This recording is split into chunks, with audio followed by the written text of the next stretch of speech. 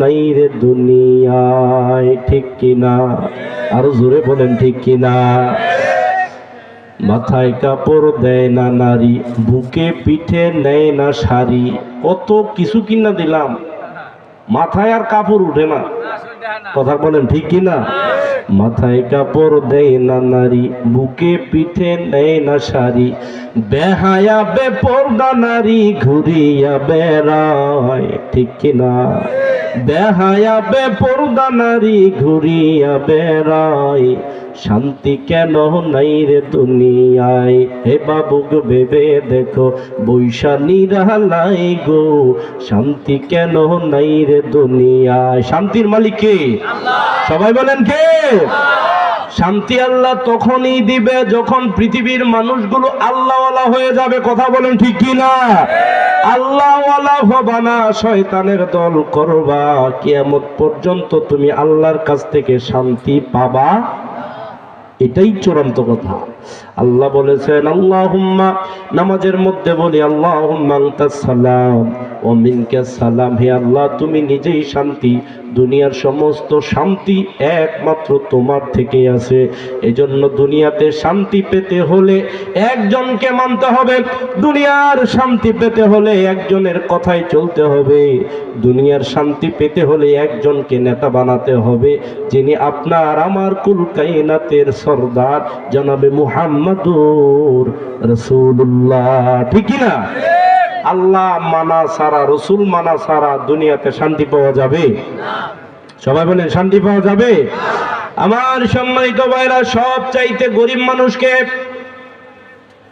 একজন বলবে আল্লাহ দুনিয়াতে আমার সে গালি দিয়েছেন, আল্লাহ বলেন সওয়াব দে। এরপর আরেকজন এসে বলবে আল্লাহ দুনিয়াতে সে আমার অপবাদ রটিয়েছে, আল্লাহ বলেন এই নামাজি সওয়াব দে। এরপর আরেকজন এসে বলবে আল্লাহ দুনিয়াতে অন্যায়ভাবে আমার মাল আত্মসাৎ করেছে, আল্লাহ বলবেন সওয়াব দাও। এরপরে ওয়াদরাবা হাযা এসে বলবে আল্লাহ দুনিয়াতে আমি দুর্বল ছিলাম, এই লোকটা আমার উপর অন্যায়ভাবে আমাকে মেরেছে, আল্লাহ কিয়ামতের দিন আজকে বিচার পাবো বলে এই আশায় দুনিয়াতে আমি বিচার পাইনি, আজকে তুমি আমার বিচার করো। তখন এই হাদিসটা পড়ে আমি আপনাদের সামনে যে মেসেজটা দিতে চাই, ওই লোকটার নামাজের সওয়াব দিয়ে দেওয়া হবে, রোজার সওয়াব দিয়ে দেওয়া হবে, যাকাতের সওয়াব দিয়ে দেওয়া হবে। সওয়াবগুলো দিতে দিতে দিতে দেখা যাবে পাওনাদার এখনো অনেক বাকি, কিন্তু সওয়াব শেষ। নাউজুবিল্লাহ পড়বেন না? নেকি যা ছিল সব শেষ হয়ে গেছে। এবার ওই সমস্ত লোকেরা বলবে আল্লাহ আমি তো বিচার তো আমাকে করতেই হবে, আমাদের বিচার তো আজকে বুঝিয়ে দিতে হবে। আল্লাহ রাসূল বলেন যেই সমস্ত লোকগুলোর পাওনা সে দিতে পারবে না, ওই সমস্ত লোকগুলোর পাপের বোঝাটা তার ঘাড়ে চাপিয়ে দেওয়া হবে। যখন পাপের বোঝা ঘাড়ে থাকবে তখন আল্লাহ তাকে ধাক্কা দিয়ে জাহান্নামে নিক্ষেপ করে দিবেন। বলেন নাউজুবিল্লাহ। কাজেই সম্মানিত ভাইয়েরা, জীবনকে পরিবর্তন করার জন্য আমি তো মনে করি একটা হাদিসই যথেষ্ট। দুনিয়াতে আপনি যদি কাউকে গালি দেন, কিয়ামতের দিন আপনার সওয়াবগুলো তার হয়ে যাবে। দুনিয়াতে আপনি যদি কারো অপবাদ রটনা করেন, আপনার রোজার সওয়াব তার হয়ে যাবে। দুনিয়াতে আপনি যদি অন্যায়ভাবে এক বিগত পরিমাণ জুলুম করে নেন, কিয়ামতের দিন আপনার সওয়াবগুলো তাকে দিয়ে দেওয়া হবে।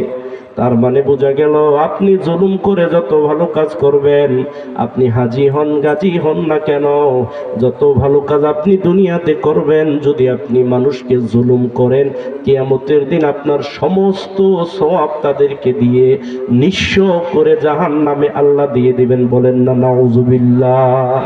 কিয়ামতের দিন কি আমরা নিঃস্ব হতে চাই নাকি সওয়াবের মালিক হয়ে জান্নাতে যেতে চাই? সওয়াবের মালিক হয়ে যদি জান্নাতে যেতে চাই, এক নম্বরে কাউকে গালি দেওয়া যাবে? সবাই বলেন কাউকে গালি দেওয়া যাবে?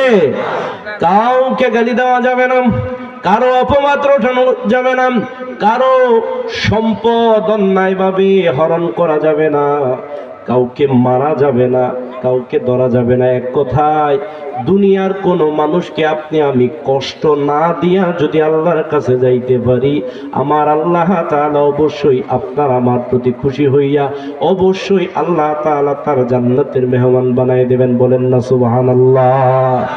কাজেই আমার সম্মানিত ভাইরা, এই জন্য আল্লাহ তাআলা বলছেন পৃথিবীতে 8 প্রকার মানুষকে আমি পছন্দ করি না, তন্মধ্যে 1 নাম্বার হচ্ছে জালেম। 1 নাম্বার কি?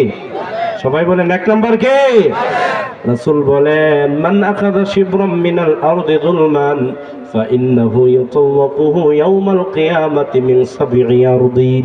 জুলুম কত ভয়াবহ নয়, জুলুম কত ভয়াবহ অপরাধের নাম। রাসূলুল্লাহ সাল্লাল্লাহু আলাইহি ওয়াসাল্লাম বলেন কেউ যদি জেনে শুনে বুঝে 1 বিঘত পরিমাণ জমি যদি কারো কাছ থেকে জুলুম করে নেয়, কিয়ামতের দিন 7 তবক জমিনকে তার ঘাড়ে লটকিয়ে দেওয়া হবে। বলেন না নাউজুবিল্লাহ। এবার আপনাদের কাছে প্রশ্ন, যেই জায়গায় আপনি বসেছেন এই জায়গাতে যদি আপনার উচ্চতা পরিমাণ গর্ত করে ওই মাটি আপনার ঘাড়ে তুলে দেওয়া হয়, আপনি নিতে পারবেন? কোনো মানুষ পারবে? মাটি কাটে যারা আমরা তো দেখি তুর্কিতে কয়টা মাটি নেয়, আর কথা বলেন ঠিক কিনা? এখন একজন মানুষের উচ্চতা আছে 5 ফিট, এই 5 ফিট গর্ত যদি করে এই জায়গায় আর সেই মাটি যদি তুলে দেওয়া হয়, ওই লোকটা কি নিতে পারবে? আমার সম্মানিত ভাইরা, বুঝলে অনেক কিছু হয়ে যাবে, এখান থেকে অনেক কিছু হয়ে যাবে। পৃথিবীতে আপনি যেই জায়গায় বসেছেন এই জায়গার 5 ফিট গভীরের মাটি আপনি দুনিয়াতে নিতে পারেন না। কিয়ামতের দিন এই আপনাকে 7 তবক জমিন আল্লাহ আপনার ঘাড়ে লটকাই দিবে। কত জমিন তোর লাগে নে, কত জমিন তোর লাগে তুই নে। আমার সম্মানিত ভাইরা, এই জন্য দুনিয়াতে বেঁচে থাকতে কারো উপর আমরা জুলুম করব না, কারণ জালেমকে আমার আল্লাহ ভালোবাসে। সবাই বলেন জালেমকে কি ভালোবাসে? জালেমকে ভালোবাসে না।